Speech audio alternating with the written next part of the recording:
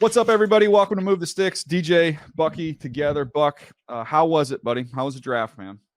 Hey, look, man, my draft was a lot better than yours because I felt for you when the little puppy pee off thing. Oh, Uh, it man. was it was a cute TV opportunity, but personally, I'd have been fired up because I don't get down like that, and I'm a dog lover. But that I would have been annoyed, and I wouldn't have been able to play through the jokes and all that for the rest of the day. So Well, the funny kudos thing to is that, you, not for me. yeah. Well, those that know me like you do, I'm not like I'm like, it's bad to say it. I mean, it's not that I dislike dogs. I'm just not, I don't have a dog. I'm not like, this big, huge dog guy. And maybe that dog could sense that. Maybe the dog, he kind of knew. Like, hey, I'm gonna bring you in. I'm gonna bring yeah, you in the no, really? fold. Yeah. You're not one of my guys? Okay. All right, we'll see what happens. But to be honest with you, it did smell. It was a pretty nasty smell. Though it dried rather Yeah, quickly, but it did smell for the rest of the draft. But on day 3, as you know, those are long days, and it gave us a yeah. little running gag that we could have. So it ended up working out okay. But I thought for today we'll have time on the next episode to go team. We'll go team Mhm. by team and talk about the guys we really liked and maybe what surprised us. But I thought today we could just kind of dedicate this one to the first round. We just kind of roll through these picks and at a good pace and just kind of go with what we thought. I Mhm. thought if we group the first 2 picks together, Buck, we had talked about this a bunch on our show, which was at some point in time we have to allow space for common sense, right? Like that's what we said. Like we hear all the chatter. I understand all this stuff, and I think that was, there was real that they were kicking around different ideas. I don't refute that at all. But I said at some point in time, you got to almost plug your ears and just go with like, there's no way. We knew Bryce was going to go 1. We don't even need to spend much Mhm. time there. We've talked about that the whole process. But with 2 with Houston, they have to take the quarterback. We just kept coming back to that, and that's where it ended up being. Yeah, they had to take the quarterback, and it made sense. And it's really the best, like it's the best pick for them based on his talent. Like for a long time, we've talked about quarterbacks coming in the league and how they need to be able to deal from the pocket. They need to be able to throw it, touch, timing, and anticipation, and all of those things. And I feel like for the majority of this process, especially the last month, CJ Stroud had kind of been unnecessarily beat up on when it came to whatever he was as a prospect and those things. What I do know is he's not a perfect prospect, but when you watch the tape, man, he checks off a lot of boxes in terms of what we've always looked for in a franchise quarterback.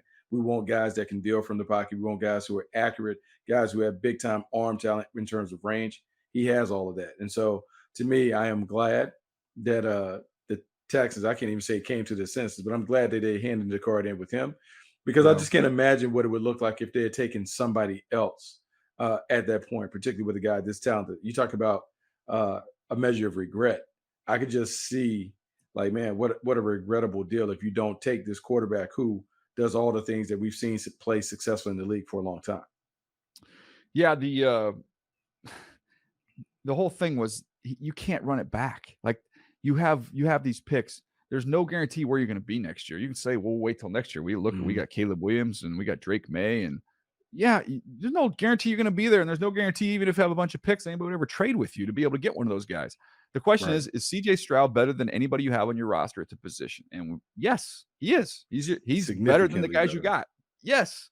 So that's why I thought, common sense reigned supreme. And at the end of the day, that's what they ended up doing. So I thought that was fascinating. Then they end up coming back up and grab Will Anderson, which, it was the whole thing I was hearing during the time was, okay, it's either at the very end, it was like Stroud or Anderson. I know those are the 2 guys that they down to that they really, really like. And I'm like, well, if Arizona's put it on a billboard that they want to get out of 3, 3's available. And Mhm. to kind of have a statement draft, the Jets last year had a statement draft. They went out and got, Yeah. okay, this is our pillar guys we're going to move forward with, and ended up getting the offense and defensive rookie of the year. So if you have all these resources, the Texans had an army of picks this year and next year, and then 3 says they want to get out, and you love 2 players, I'm like, you kind of just connect the dots. Like this made a lot of sense for them to come up and get Will Anderson. It made a lot of sense. And the way that they did it made a lot of sense. See, because they were able to box out the Titans if they wanted to come up. Because if they take Will Yeah. Anderson at 2, now the There's a Cardinals market for have an 3. Yeah. opportunity. They have an opportunity to create leverage, and they can make it difficult for you to get the quarterback that you want. But by taking the quarterback, well, now you eliminated all the quarterback hungry teams. And how many guys wanted to get up to get the pass rusher? And so I would give Nick Casario a lot of credit for being able to put it together strategically to get what he wanted. He came out with the quarterback and the pass rusher on day one. Both of them are talented players. And so, from a foundation standpoint, the Texans are away and running. Yeah, we get to 4 with the Colts. It was Anthony Richardson over Will Levis. I mean, everybody, all you heard was Will Levis, Will Levis. That's what I ended up going with because I'm like, Mhm. man, this is everywhere. So either they have the leakiest building in the league or they do a great job of keeping a secret. And almost like they kind of let that thing go and didn't refute anything. They brought Will Levis in, did all this work on him as well. And so it was like, okay, this is going to be Will Levis. And then all of a sudden, here we go, Anthony Richardson. And it makes more sense in hindsight of um, why they were comfortable not trying to move up because I think they felt like, okay, I haven't heard anybody else trading up for Anthony Richardson. If everybody thinks Mhm. we're on Levis, then that leaves us. We're not vulnerable of somebody taking him ahead of us. Yeah, or it could have been maybe a situation where they were comfortable with either guy, but Anthony Yeah, Richardson was the preferred guy. I think what's interesting, and we'll eventually talk about this in future podcasts. Uh, Anthony Richardson is going to start from day one, DJ. Like yeah, when we hear all the stuff coming out of Indianapolis, the owner talking about, "Hey, man, you need to play, and we got to live through the rough moments." You hear Shane Steichen talking about the only way that you can get better at the position is to play. Anthony Richardson is going to be their day one starter. And when you think about Anthony Richardson walking out of minicamp and Gardner Minshew walking out of minicamp, it's going to be quick and apparent to everyone around that he is the superior talent. And yeah, so people are going to say, why wait? The only thing that you worry about is he strong enough mentally to handle the adversity that is bound to happen that first year? Can they work through some of that? But in terms of a specimen, he is unique. And I've said this, I wish that I had come up with it before while we are talking on the podcast.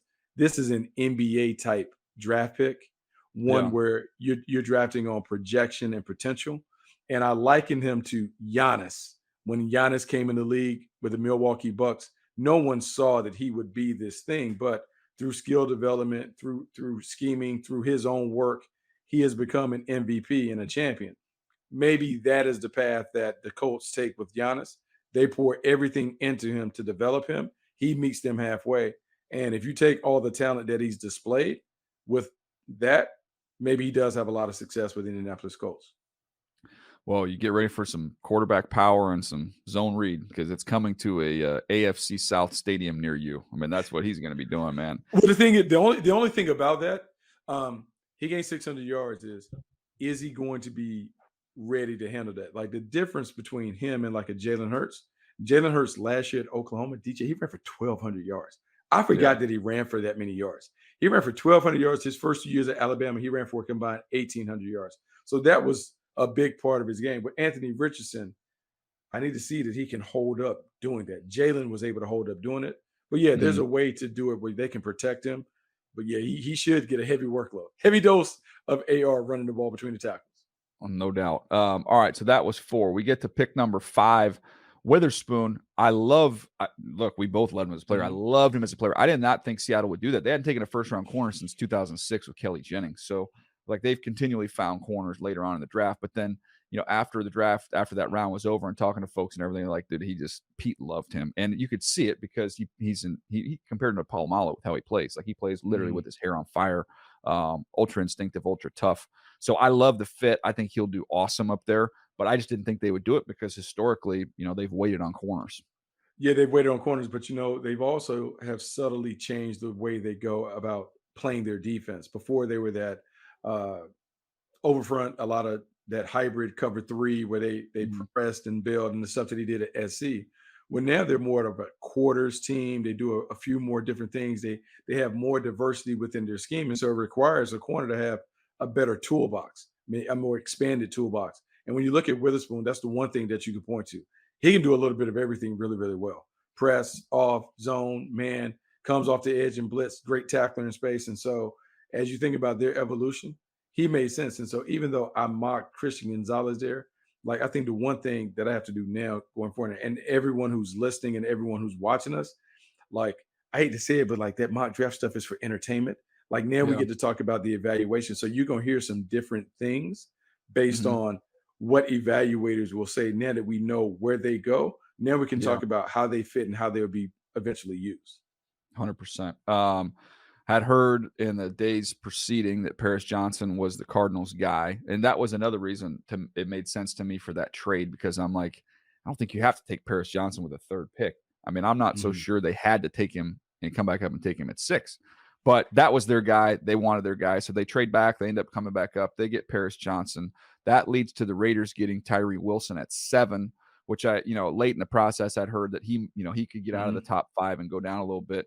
And I think part of that was Seattle has 3 ends that they like, and Daryl Taylor, Chenna Mhm. Nwosu, and they also had Boye Mafe. So they had some young guys that they could work with. So that's why they go corner. We'll go through the rest of the top 10 here, then tell me what grabs you. Bijan, we had talked about at 8. That's what ended Mhm. up happening with him and the Falcons. Jalen Carter had been connected to the Eagles for quite some Mhm. time. They trade up one spot and get him. And then the Bears, which I thought maybe was the most surprising pick to me in the top 10, the Bears taking Darnell Wright after trading down a spot. Yeah, so a few things stand out. Everyone will talk about Bijan Robinson going to the Falcons because the Falcons had a very, very successful running game with Tyler Algiers kind of anchoring the attack. But Arthur Smith comes from Tennessee, where he had King Henry, a rushing Mhm, champion, and he saw the impact that that had on that offense and really the entire team. So I could see where he'd be drawn to taking Bijan Robinson, even though we had talked about the devaluation of the running back position, yada yada yada. So I understood that. At 9, it certainly made sense for Jalen Carter to go to the Philadelphia Eagles, not just because of all the stuff they did after with all the Georgia guys, but they already had people in the building who could tell them exactly who Jalen Carter was. You had Jordan Davis who played alongside him, and you have N'Kobe Dean, who anyone who knows N'Kobe Dean, he was the alpha of that defense. So he could yeah, go to Howie and tell him exactly, here's what he is, here's what gets him, here's how we had to get him going, and mhm. whether he would be fine or not in that environment. I think it's easier to sign off on those things when you have teammates that really, really know the player. Yeah. No, I agree with you. And on the Jalen Carter thing, the one thing I would just add on that, um, when you have guys who have concerns off the field, one of the things that I think is a good indicator if they have a shot of staying on the straight and narrow and being a success, being a hit, is whether or not they really, really love football. So Mm, when you have the threat that football can go away in your life, that matters to some more than others, right? And I mhm, think with him, one of the things that I would point to, and I push back a little bit, and I mean, what he did off the field is mhm, awful. mhm, Situation resulted in 2 people losing their lives. I don't ever want to minimize that. But when we talk about the stuff on the field, I didn't see issues with effort on the game field. Now I heard some stuff about practice. I'm not at practice. I'm just going off what we see in the game field. I didn't see effort being an issue. The other mhm, thing I would say is he hurts his ankle week 1, he came back. He hurts his knee in the middle of the season, he came back. Like if you don't like football and he would have been a top, especially with none of the off the field stuff that had surfaced at that mhm. point in time. You're saying I'm a top 5 pick. I could shut this thing down. He had a couple opportunities to be like, I'm done. I don't want to do this anymore. Let me just go wait and I'll get all my money. He came back twice. I think he does like football, and I think the fact that was in jeopardy, I think hopefully gets him in the right space Well, going not, forward. not only that, I want you to think about it like from a dad perspective, right? So what happened in January was a tragedy, right? Yeah. And he was involved in very tragic circumstances.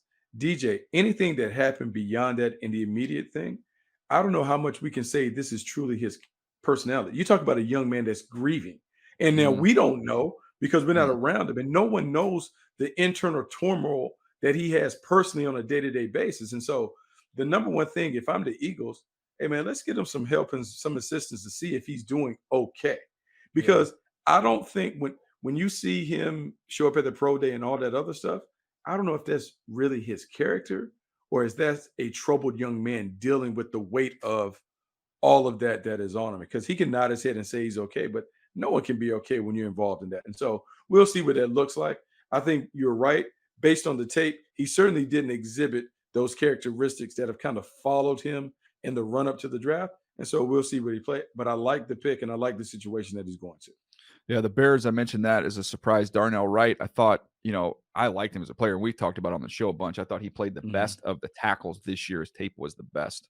But I still thought, okay, we'll see that, he'll probably go in the teens when he would come off the board. I actually thought that Kansas City would trade up for him. So I didn't want to do any more trades in the mock draft. So I just did Mhm. one and that was it. Then I said, okay, I'll just put him to KC. But I could see if he gets to like 18, 19, Kansas City come up, get the right tackle, bang. Mhm. And they're off they go. But he ended up going 10. The Bears doing everything they can to help support Justin Fields this offseason. So good offseason for Fields in that organization. And maybe you were onto something. Ryan Poles coming from Kansas City. Maybe you understood the There's the mindset, connection. the mentality, what they wanted. The thing about Darnell Wright, if you're the Chicago Bears and you're trying to change the tenor of your team, he's kind of that nasty guy that you Mm-hmm. wanted. Of the guys that were there, he was the nastiest of them in terms of like the way that he finished, the violence that he played. And if you're going to run the football like we think they're going to run the ball, man, you can see where that certainly would be appealing to the Bears. All right, let's get to these next five and tell me what you think. There's a couple interesting ones here. Skoronski goes 11 to the Titans. They don't take Levis. They take Skoronski and still get Levis coming back in the second round. Jahmyr Gibbs, fascinating one to the Lions at 12 as they moved around the board. The Packers take Van Ness. Seemed like a very logical fit. We talked about that one before. The Steelers get Broderick Jones from Georgia. The Jets with Will McDonald, the edge rusher from Iowa State, who, we knew there was a lot of Mhm. love for him, is probably the best ability to really turn the corner and bend at the top of the rush. We saw that at the Senior Bowl, and obviously that's what the Jets coveted. So the Jets continue to develop and add guys to the very talented defensive front. But what stood out to you in that I 11 mean, to 15 range? obviously, Jahmyr Gibbs stood Yeah, out. Now, it stood out because everyone is shocked. And so here's the thing about the noise. So the noise about running backs and all that other stuff, like, and it's valid in terms of like the old school runner. But I think Bijan Robinson and really Jahmyr Gibbs, they have to be viewed as more than just running backs. I think the correct. only way that you can take a running back high, he has to be someone who is impactful in the passing game. And when you go back, DJ, and you really study the last top 10 or top 12 running backs that have been drafted, the overwhelming majority of them have hit. They've popped. The only one that you could say that is questionable is like Leonard Fournette.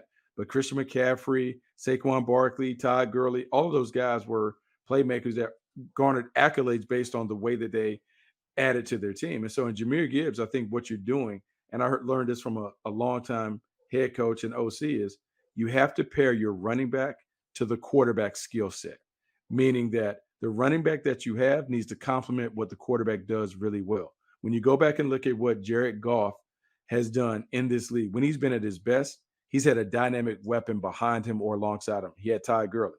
Ty Gurley was more than just a downhill runner. He did all that other stuff in the passing game his early years with the Rams. And Jahmyr Gibbs, you're getting something similar. Someone who can contribute to the passing game and make life easier for Jared Goff on screens, swings, option routes, all that other stuff. And so for me, this not only signals that the Lions are going to be explosive, I think they have a long-term commitment to Jared Goff based on how they're building this team out.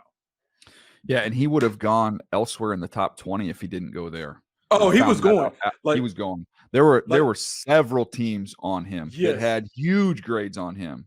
And so yes, the way he I the was way I think going. the way I think we should look at this, and I was just thinking about this, Buck, because we're always trying to come up with our little phrases, which, by the way, it's funny how some stuff that we workshop on here ends up carrying us to the draft and we bring it back year after year. But like, we talk about the three P's with quarterbacks. Mhm. Like this is just organic stuff that happens in these conversations where we come up with this stuff. And that's why I love this pod so much. But I was just thinking as you were talking, and I was like, you know what?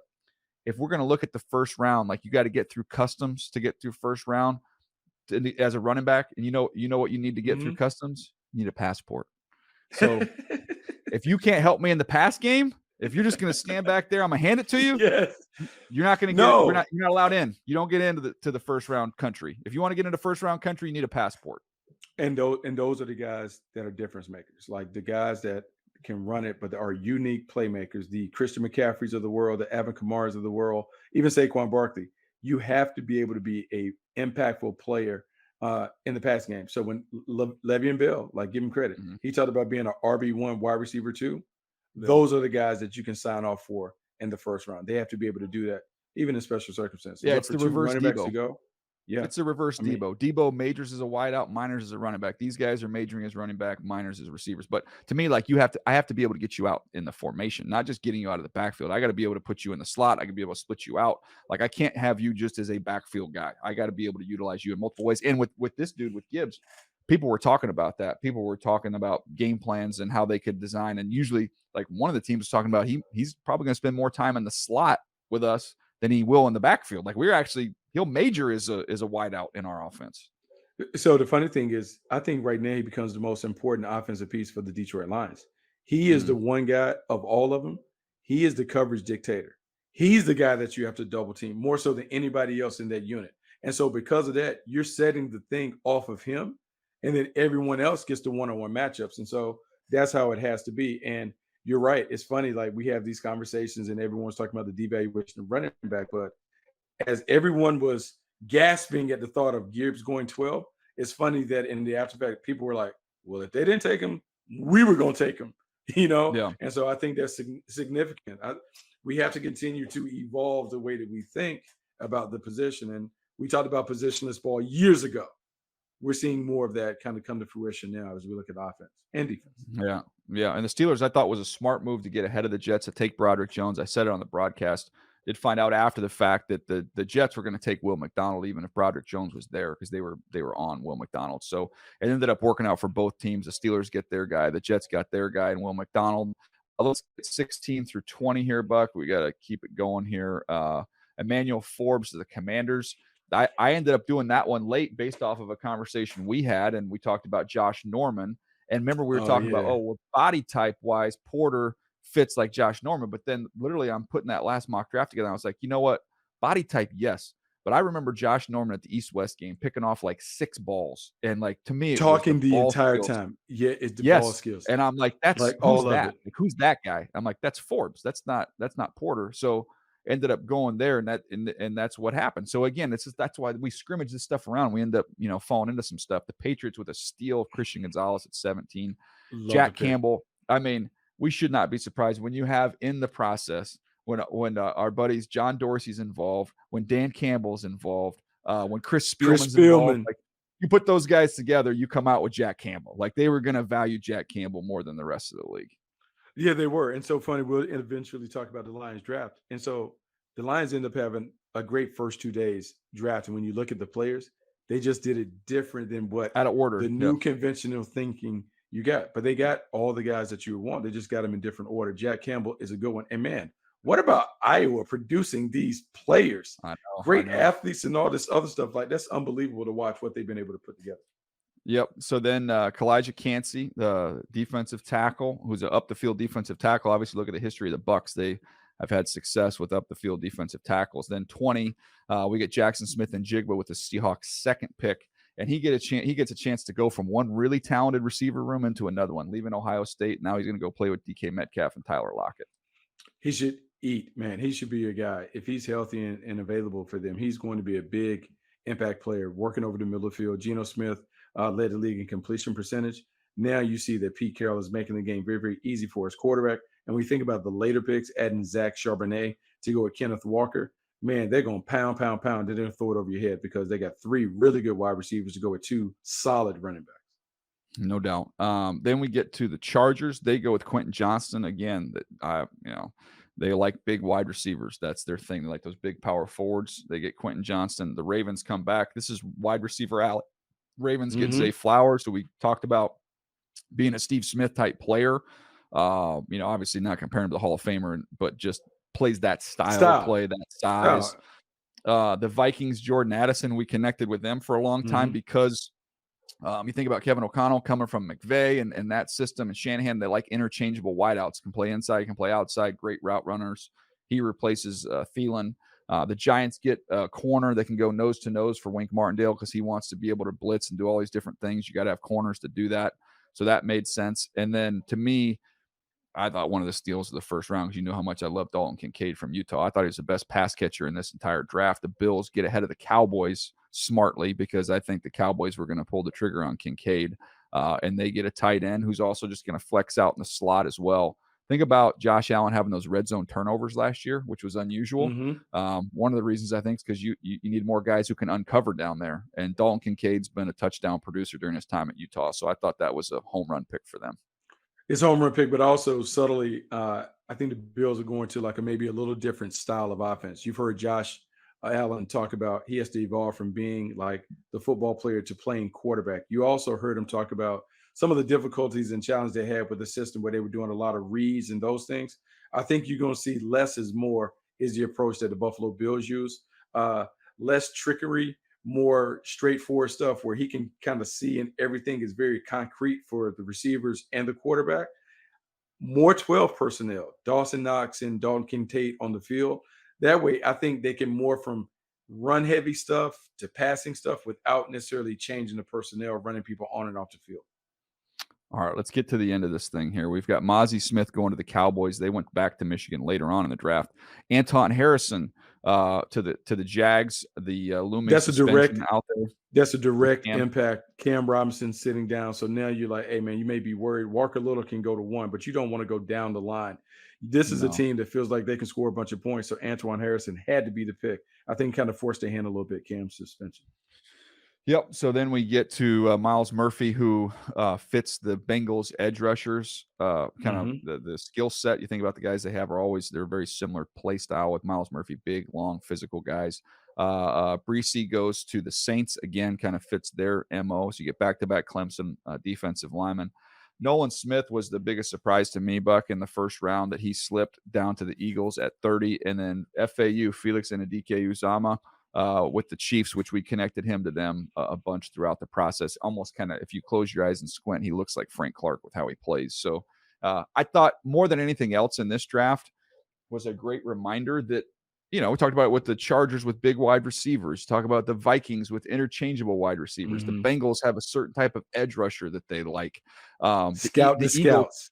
yes, Scout that's the how, if you scouts. want to, if you Scout want the to scouts. know, Know the look at team. the Yeah. types, look at the types. So, and that obviously you got away from that with the first overall pick with Bryce when you think about what the Frank Reich has traditionally had.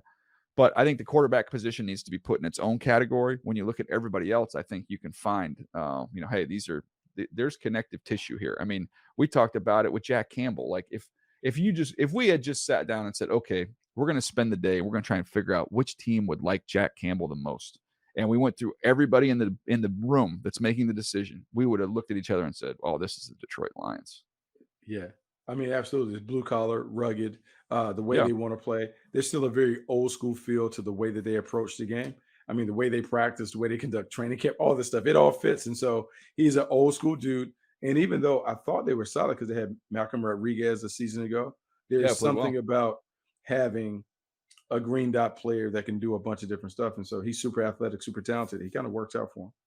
Yeah, well, there you go. We wanted to zip through this first round today with the time that we had. We've got another pod coming this week where we will jump into the teams and talk about the teams that we really like and what they're able to get accomplished. But this was a fun one, Buck. It's great to catch up with you, man. I'm looking forward to the next one. I'll be up there and see you tomorrow. We got a little path here. Are you doing path today as well?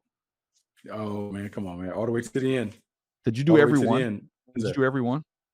Oh yeah, just like in high school, 100% attendance. How about that? It's a Lou But it's Gehrig all right good there. though.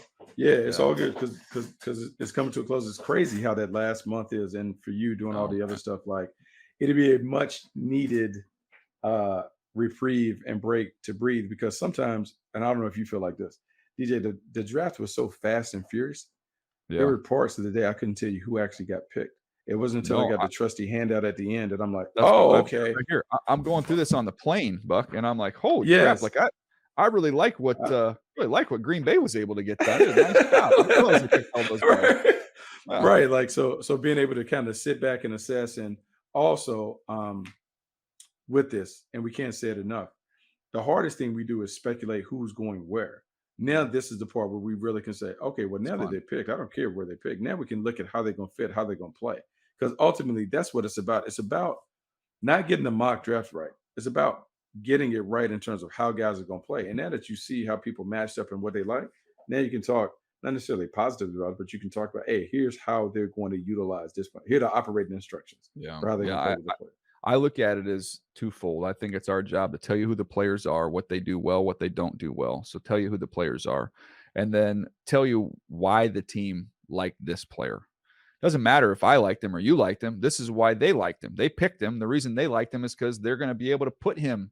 They like Jackson Smith and Mhm. Jigba a lot because they can put him in the slot with DK Metcalf and Tyler Lockett, and he's going to eat in the middle of the field. Like that's our job: is how do these guys fit Well, once they because get where they're now, going? because now we can get the real information. Our buddies won't always Yeah, give us everything ahead of time. They'll kind of take us on a wild goose chase. And then now they can be like, "Oh yeah, I mean, I know I told you a little bit, but I kind of had to." Yeah, Yeah, but like now, okay, that's thanks for funny. giving me the real. All right, dude. Hey, thank you for all your work, man, and holding it down too when I can't be here. So appreciate all that you do, buddy. Look forward to Oh it. We'll no, see you man, tomorrow. anytime. Hey, guess what? Lunch is on me. Lunch is on me in the cafeteria tomorrow. Get yourself a salad. I got you. Yeah, maybe you won't scout me this time. Yeah, I know. Oh man, I got crushed for my acting. The acting of Bucky got a lot more love than my acting did in that. God dang, man, you brought your A game. I mean, the way that you just kind of delivered your lines with passion, I loved it. All right, that's gonna do it for us. I appreciate you guys. Appreciate Nabil doing all the work behind the scenes as well. Appreciate Lance filling in and doing a great job. Brett as well. So we will see you next time right here on Move the Sticks.